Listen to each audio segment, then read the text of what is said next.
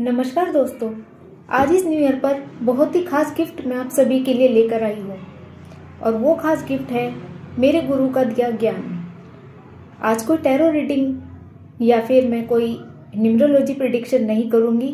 आज मैं इस न्यू ईयर पर आपको ये गिफ्ट दूंगी जो मेरे गुरु ने हम सभी को ज्ञान के रूप में दिया, जो कि बहुत बहुत बहुत काम आ रहा है लाइफ में और मुझे उम्मीद है आप सभी के भी बहुत काम आएगा। वो ज्ञान है, मेरे गुरु हमेशा कहते हैं कि कभी किसी को जज मत करना।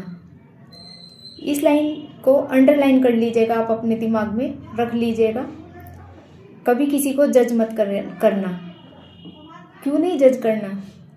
हम बहुत जल्दी कोई ना कोई डिसीज़न ले लेते किसी के बारे में भी। मैंने इस लाइन को लेकर बहुत चिंतन किया। कभी किसी को जज मत करना, ऐसा मेरे गुरु बोलते हैं। मैं इस लाइन से इतना ज़्यादा प्रभावित हुई हूँ, मैंने इसके बारे में बहुत चिंतन किया और फिर पाया कि कितना गूढ़ रहस्य इसमें छिपा है। इस लाइन में छिपा क्या है? हम किसी को भी देखते हैं एकदम जज कर लेते हैं, बोलते हैं ये ऐसा इंसान है, वो ऐसा इंसान है, इसने ये गलती की, उसने ये गलती की।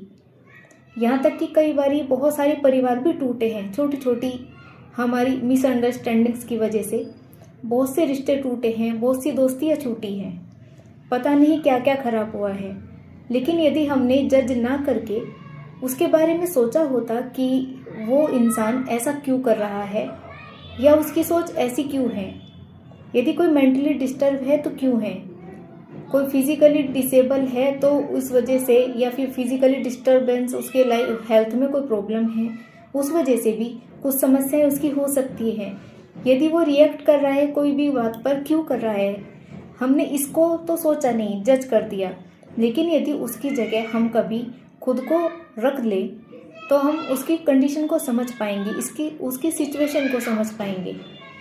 तो यही मैं चाहती हूँ कि हम लोग सोचें, हम जज ना करें कि उसने ऐसा कर दिया, उसकी गलती, लेकिन हमें उसकी मेंटल कंडीशन की वो इस तक पहुँचा कैसे, वहाँ तक जाकर देखना चाहिए।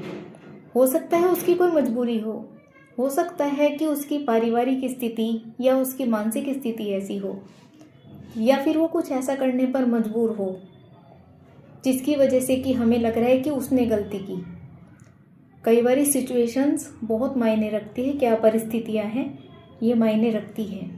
ध्यान दीजिए, कभी किसी को जज नहीं करना। आप भी इस बात को जो मेरे गुरु ने कही है, मैं अपने गुरु के लिए बहुत बहुत बहुत थैंकफुल हूँ। मैं उनका बहुत बहुत धन्यवाद करती हूँ। उन्होंने इतनी बड़ी बात मुझे समझ आई, तो मैं चाहती हूँ कि मैं ये लोगों के साथ शेयर करूँ, आप लोगों के साथ, आपके भी ये काम आए। अब जिसके भी जीवन में ये बात उतरती है, जो अब इस पर चिंतन कर सकते हैं, प्लीज़ इस पर चिंतन कीजिए, इसके बारे में डीपली सोचिए। किसी को जज करने से पहले उसकी पूरी सिचुएशंस को ज़रूर जांच ले। हो सकता है बहुत सारे परिवार बच जाएं, बहुत सारे रिश्ते बच जाएं और बहुत सारी सिचुएशन संभाली जा सके।